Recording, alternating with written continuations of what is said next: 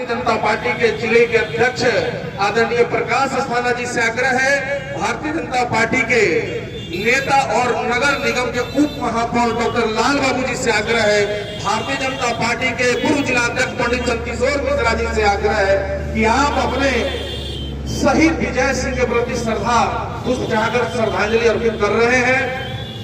अब सभी कार्यकर्ताओं से आग्रह है कि एक एक करके अपने शहीद विजय सिंह की आत्मा की शांति के लिए और इस आंदोलन की आवाज को। मैं लखनऊ के कार्यक्रम में था। कार्यक्रम में हमारे एक सहयोगी ने वीडियो दिखाया कि किस प्रकार से बर्बर अत्याचार हो रहे थे, लाठियां चलाई जा रही थी हमारे अध्यक्ष पर भी, हमारे नेता पर भी, हमारे कार्यकर्ता पर भी। एक बात आपने कहा कि हम डाक बंगला से आगे नहीं जाने देते, लेकिन डाक बंगला के पहले भी तो हमारे कार्यकर्ता थे जो इधर उधर से आ रहे थे, उन पर भी लाठियां चलाई गई और इसी में हमारे विजय सिंह की हत्या हुई।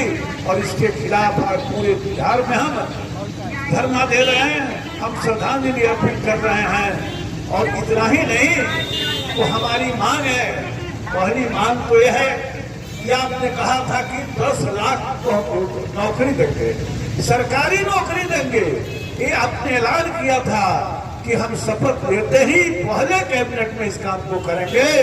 इसका जवाब मांगने के लिए उस दिन भी हमारे कार्यकर्ता गए थे और आज भी हम इस मांग को दोहराते हैं। और जो हमारे बिहार के छात्रों में योग्यता है, क्षमता है, एक तो मिसाइल नीति को आप समाप्त करिए और बिहार के नौजवानों को रोजगार का अवसर मिले।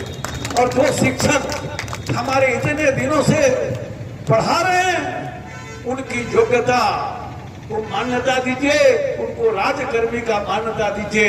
ये मांग हम उस दिन भी किए थे और आज भी कर रहे हैं। और मुझे विश्वास है कि आपको मजबूत होना पड़ेगा।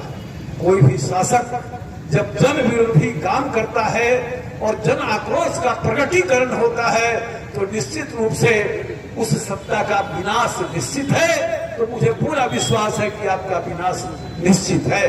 दूसरा कि आप मुख्यमंत्री जीवन में कभी नहीं बनते। आप जितनी बार मुख्यमंत्री बने हैं, भारतीय जनता पार्टी के कारण बने हैं। और आपका चित्र पूरे देश में परशुराम का हो गया है।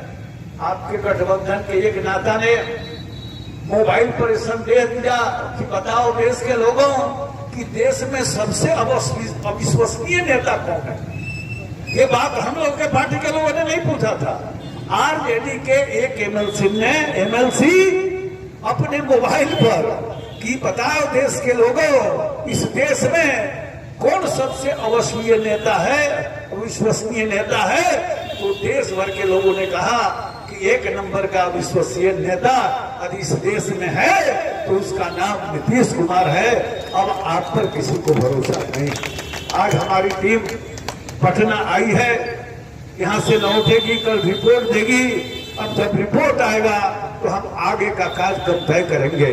हमारे मोतिहारी के भाई और बहनों, आप ध्यान रखें, आज से बहुत पहले 2004-05 में जो हमने सपना देखा कि अब ऐसी सरकार जो अपराध मुक्त हो, आज बहुत उतने दिन के बाद अपराध के बोझ में बैठ गई। बिल्कुल वो दिन वापस आ रहा है, वो जंगल राज वापस आ रहा है जिससे मुक्ति के लिए हम सब लोगों ने संघर्ष किया था। लेकिन हम सब मिलकर संकल्प लेंगे, हम चंपारण के लोग, मोतिहारी के लोग, कि हम जान की बाजी लगा देंगे, लेकिन पुनः जंगल राज को किसी भी कीमत पर स्थापित नहीं होने देंगे। ये तो अपराध है और अपराधी है, ये विकास के मार्ग में बहुत बड़ा रोड़ा है। और जब तक भारतीय जनता पार्टी का एक भी कार्यकर्ता बचा रहेगा, अपराध और अपराधी से किसी भी प्रकार का समझौता नहीं कर सकते। जिन राज्यों में हमारी सरकार है, वहां विकास क्यों हो रहा है? इसलिए कि अपराधियों के साथ कोई मरम्मत नहीं है। हमारे पार्टी के भी, किसी भी पार्टी के हैं तो हम अपराधियों से समझौता नहीं करते। और बिहार को आज नीतीश कुमार और तेजस्वी की सरकार बिल्कुल अपराधियों के गोद में, दिन में बात होती है प्रशासन की और रात में बात होती है अपराधियों की। हमारे जो पुलिस के लोग हैं उनको हम पर लाठी चलाने के लिए आप छूट दे रहे हैं, आदेश दे रहे हैं। लेकिन मेरी विनती है कि आप उत्तर प्रदेश का अनुकरण करिए और जो हमारे पुलिस के पदाधिकारी हैं उनको छूट दीजिए कि वो अपराधियों के खिलाफ वैसी कार्रवाई करे जैसे उत्तर प्रदेश को हो रहा है। भारतीय जनता पार्टी के कार्यकर्ता कभी अहिंसा में विश्वास नहीं कर सकते। उस दिन भी हमारा जो प्रदर्शन था बिल्कुल शांतिपूर्ण था, निहत्था था। कोई किसी प्रकार की अराजकता हमारे किसी कार्यकर्ता ने नहीं की थी। तो पुलिस को आपने जबरन आपने पुलिस को मजबूर किया, आदेश देते गए कि इनकी पिटाई करो। खुशी तब होती जब पुलिस को आप छूट देते कि अपराधियों का इलाज करे। नीतीश कुमार यदि अपराध की गोद में बैठकर आप शासन करेंगे और पुलिस को अपराधियों से निपटने की स्वतंत्रता नहीं देंगे तो निश्चित रूप से आपका खात्मा तय है, आपका विनाश तय है। कार्यकर्ता भाइयों और बहनों, हम सबको तैयार रहना होगा। कमेटी की रिपोर्ट दिल्ली जाएगी और जो राष्ट्रीय अध्यक्ष जी का निर्देश होगा, प्रदेश अध्यक्ष जी का निर्देश होगा, हम उसके आधार पर आगे भी संघर्ष जो हमारी नियति में है, इस धरती पर जब जनसंघ पैदा लिया था तब से हम संघर्ष कर रहे हैं, तब से संघर्ष कर रहे हैं। एक से एक नेताओं की हमने कुर्बानी दी है। एक कार्यकर्ता की आज कुर्बानी हुई है, ये कुर्बानी व्यर्थ नहीं जाएगा। बिहार के नौजवान शिक्षक भाइयों बहनों, इस कुर्बानी के बाद भी और भी कुर्बानी करना पड़ेगा, हम करेंगे।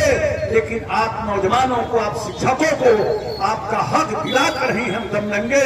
इन्हीं शब्दों के साथ इस गर्मी में, इस धूप में